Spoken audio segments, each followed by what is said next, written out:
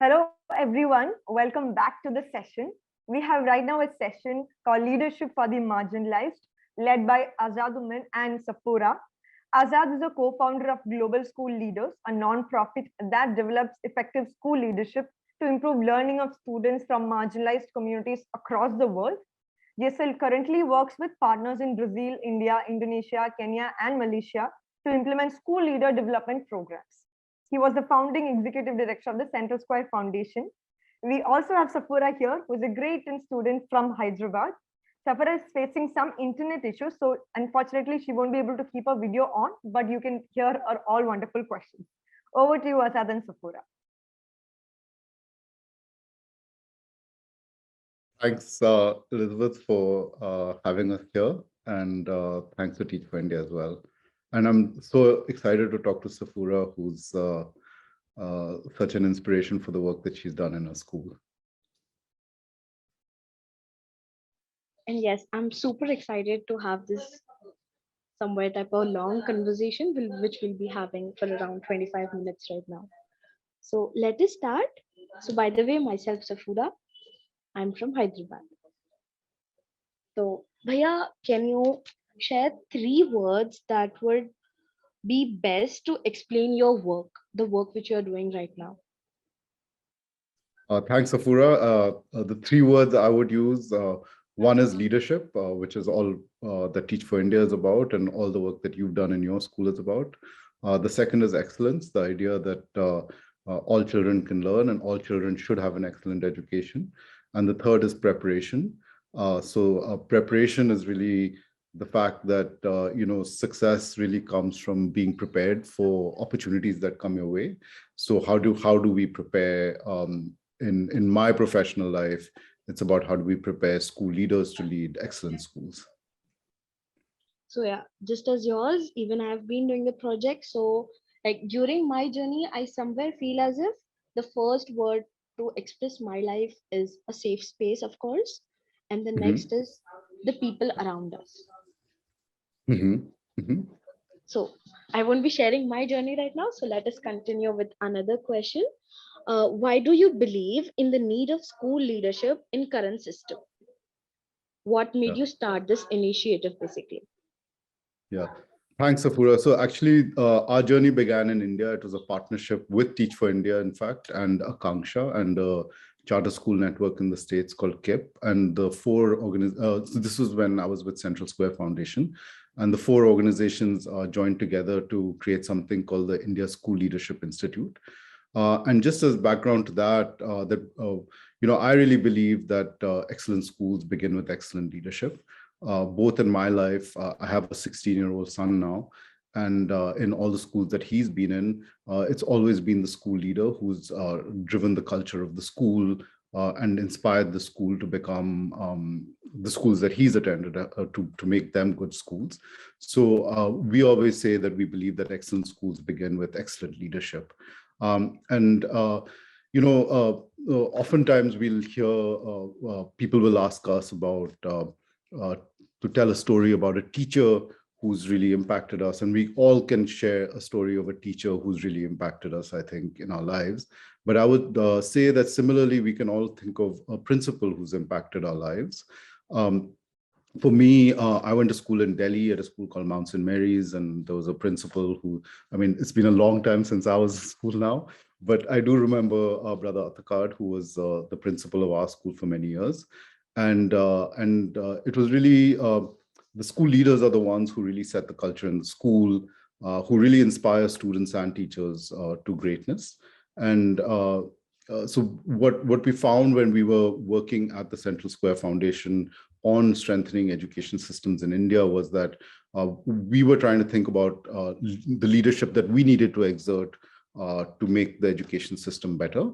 And as we started to think about this issue of leadership, what we found was that in India, school leaders are not really trained. So these are teachers who become school leaders, but as they become school leaders, which is they're not really trained for this new job. So you're in the classroom, you're trained to lead the classroom, but then as you transition to leading a school, you're not really trained for that job. And we really felt that going back to that word that I used around preparation, that school leaders needed to be to have the support, to have the training, to really excel in their roles.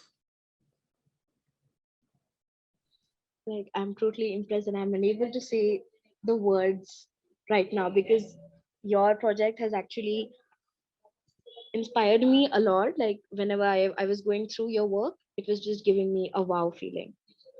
Thanks, So I would Safoora. really, Right back at you. As I've heard about your work, I've been so impressed at what you've done. So I wish we could talk more about that, but let's keep going with the conversation. yeah. So, like, can you share about the impact that you saw in various communities through your work? Like, there must have been some drastic impact, which, as you saw and you felt, wow, is this what I have done, or how this is all happened? Yeah. Um, uh, I would say, let me, as Elizabeth mentioned in her introduction, we work in many countries around the world, but Yeah. for the purpose of today, I'll use an example from India of the impact that we've seen. During the pandemic, there was a lot of, well, I mean, the pandemic still in some ways going on, but there was this fear that girls would suffer disproportionately, at least as far as educational outcomes go, and that girls would be dropping out of schools in greater numbers because girls had more responsibilities at home. They had less access to technology and all this. So we actually partnered with Alokit, which is an organization that is run by Teach for India alumni, to create a program called Shakti, which was focused on training school leaders to improve girls' education. And we did this program in Andhra Pradesh, actually. What we found was that, and what we were doing was to say that school leaders really will drive the school cultures that are inclusive of girls in their schools. So we worked with around 100 schools. These were secondary schools that were working on girls' education. That was specifically educating girls from marginalized communities. And we began that program by asking school leaders to survey their communities to understand the issues that girls were facing. And one of the things we found through that exercise of the survey was that school leaders had very different beliefs about what was the challenges that girls were facing than the girls and their families themselves. And so then we were able to work with these school leaders, and there were many examples of school leaders who really stepped up, created initiatives like girls' clubs in their schools, started doing reproductive health education with girls. And since these were girls' schools, there were only girls, although I Yeah. think equally boys should be involved in these conversations as well. Yeah. And that really had a very strong impact. We had many examples of school leaders who worked with parents whose children were planning to marry off their daughters and have them drop out of school to actually retain them in school. And that was really inspiring for us to see that kind of an impact, that a single leader in a community can have that kind of an impact. Amazing. Like as I was just going, as I was listening to you, like one thing which stood out to me, like during the pandemic itself, this was the same Mhm, case. Like one of our classmates was getting married, mhm, and mhm. like we with my group, like with the project team, we actually went had a conversation with the child's parents and the headmaster itself, and we actually stopped. So that's something which Wonderful. always That's so stood out heartening. to us. Like the girls are Yeah. actually trying to do, and the Yeah. main part which was played was by the help of the boys itself. Mhm. Yep. Absolutely. I don't think girls' education is a girls' only issue. I think Yeah. all of us have to step up. So yeah, so good to hear that story from you. That validates some of the work that we've been doing as well. So thanks for Yeah. sharing that. Thank you. So another question, what are the key leadership skills required in an educator to ensure holistic learning of children in a post-pandemic classrooms? Yeah. I think there's a few things that we think about. One is that it all begins with a vision. So, what is the vision that the school leader has for their educators, for the teachers in the school, for the community, for the parents, for the children? And so one is vision. I think the second that we would talk about is equity. So how do we have an inclusive view of all the children in the school? One of the things I've been struck by over the years is how often when one goes into schools, particularly in marginalized communities, one hears from teachers that, it's not that important the kind of education we provide because the opportunities for these children are so limited.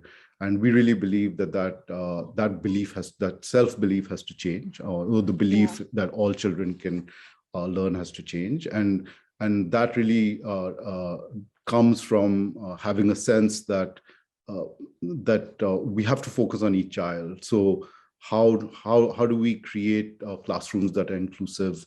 How do we create classrooms that really inspire all children to learn? The third thing I would say is that school leaders need to really think about how they can support teachers in the classroom.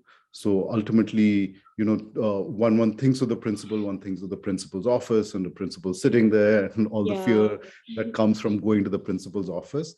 And when we think about our work, we think about how do we get the principal out of the office and into the classroom to support the teachers to teach better. So that's another thing.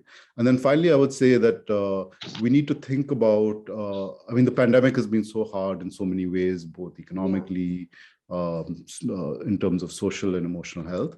And I think as we think about education coming out of this, we really have to think about education not just as academic learning, but really about a much more holistic learning. And of course, with Teach for India, this is, I know I'm speaking to an audience that already understands this, but I do really believe that we have to take a more expansive view of education and think about not only how are we preparing children to take board exams and learning, but also how we are tending to their social and emotional health and skills in that realm.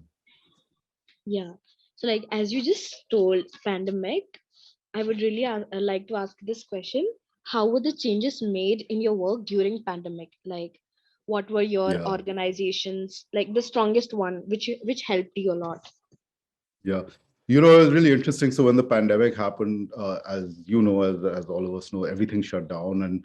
And what we found was that the only people left in the school building really were school leaders, because they were the ones who were tasked with, in the government system, of course, they were tasked with ensuring that online education happened. And what we found was that they were not really being given guidance on how to make this happen, right? So when a school leader is used to running a school day to day, they're used to taking care of the building, they're used to dealing with 100 people who come into the school, and then suddenly you're being asked to shift to online, and we know from now, of course, in retrospect, we know that only about half the children in the schools in which we work had access to technology. So then how do you think about technology in that sense? And, frankly, even how do educators use technology, right? That was a big challenge for us because teachers didn't feel confident with using tools like Zoom, and they didn't know. They obviously knew how to use WhatsApp, but to think about WhatsApp as a professional tool is something different. So I think, of course, technology has been such an important part of the response to the pandemic. And we've really tried to support school leaders to understand how to use technology, how to effectively run online schools and all this. And now, as we think about emerging from the pandemic, we've been thinking about how do you continue to integrate technology? So why throw out all that we've learned in the last couple of years? But also then, how do we think about schools in terms of them being much more connected to the community, so that when shocks like the pandemic happen in the future, schools are able to withstand this much better. Yeah, that's absolutely right. Like during the pandemic itself, as you said, student leaders were there at your school. Same as that. We were right there, but we were unable to actually know what to do. So it was a very difficult situation. Like we were there and we were like, give us some stuff, we will surely do it. Yes. Yeah. And we were all frozen, of course, for the first few weeks, but then everything started to move really quickly. And I think with, as I mentioned earlier, with leadership, again, this it comes back to this idea of preparation.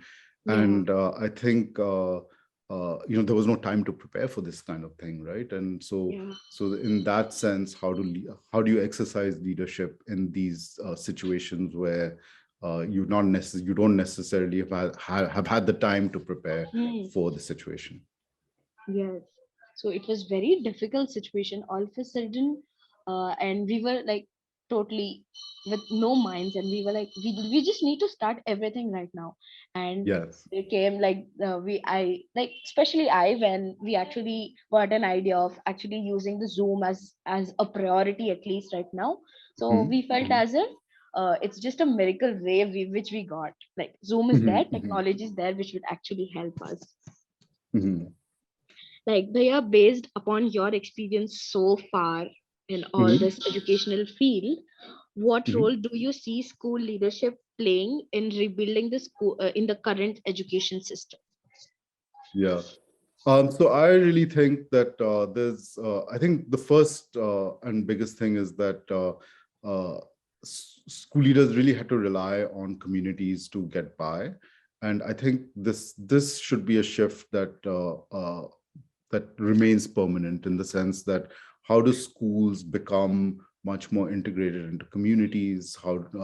And one can think of that in so many different ways, right? So I know, like for instance, the parliamentary project that you started in your school, like that, that's really responding to a community need to say how do children get more engaged in democracy, right? Or you should probably speak more to that, but that was my interpretation of it. And so the first thing I would say is, how do schools become much more integrated into communities and not seen as like, this is where we send our kids and whatever our kids do there remains in the school, but how do the schools become much more part of the community? I think the second thing I would say is that we need to create a culture of excellence in our schools. So for far too long, I think in India, we've been okay with mediocrity in the education system. So when you hear about these big numbers, like 50% of children in grade 5 can't do a grade 2 problem, things like a math problem, and things like this, you realize that we've just become so complacent with mediocrity in the system. And so how do we create a culture of excellence in the system? And then I think the third related to that is that this belief that all children can learn. And it's not just enough for the few people who get into the IITs and the IIMs, for them to have had like an excellent education throughout. But how do we really think about this idea of all children can learn?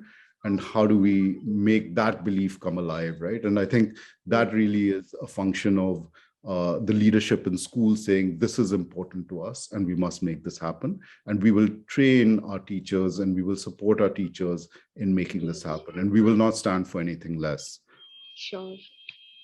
So I'm seriously feeling as if so many things are coming into my mind right now. Actually listening from an Yeah, please educator share. like I'd after love a to hear very what long time. I'd love to hear what you're thinking. Yeah, sure, but we are running out of time, I feel. Oh So no. I'll go to next question. Like Sure. like for all of us trying to start a smart change, for to start a change, there would have been a key moment that would have pushed you to start it. Like there must have been something which actually made you say as if, yeah, I have to do this. Any Yeah. key moment? Yeah, I can't say that there was a specific moment that I'll point to, but I think it was more just this realization that, if you think about any sector in the economy in India, right? Let's just use the corporate sector as an example. Like one can't imagine a company that doesn't invest in its leaders, right? I mean, everything, when we think of the corporate world, we think of how important leadership is. And there's so much, every person who's going to go get an MBA is really getting trained and being a leader, right? And where is that in the education system? So when this realization that leadership is such an overlooked issue in education was something that I hadn't really thought. I mean, most of my career has been around leadership, but I hadn't really thought through this issue of the fact that in India, and it's not just an Indian problem, by the way. There, in all the countries in which we work and around and there's so many more countries in which we still want to work. School leaders are not prepared, and it makes me wonder why in the education system, which is really about preparing the leaders for tomorrow, we don't prepare leaders within that system itself. And it's that realization has really motivated me over the last few years to continue to work on this issue. Yeah, like it's very beautiful to hear so many things from you, and I somewhere feel we had a very short time to actually interact, but the learnings which I have got from you are like a bunch of very good memories which I'll be keeping, and I'll be like, at this moment, as I reach my destination, I'll surely think about your words, your vision, like the moment which actually stood out to you. So thank you so That's much, very Bhaiya, kind for of you, actually Safoora. having such a beautiful conversation. So I'll really love to Wonderful. hand over it to Ella Didi. Thank you, Safoora. Really appreciate your questions. Thank you. Thank you so much, Asad and Safoora. That's a wonderful conversation. Sorry, there is a power breakout here, so maybe you can't see me. But that was a wonderful conversation. I think the content definitely stood out to us. And also another thing that we were also thinking was the free flow of conversation. It was as if you guys were there, like you guys know everything about each other's work. Very free flowing conversation. Thank you so much for that. We didn't even feel like ending this. We just want to listen much more.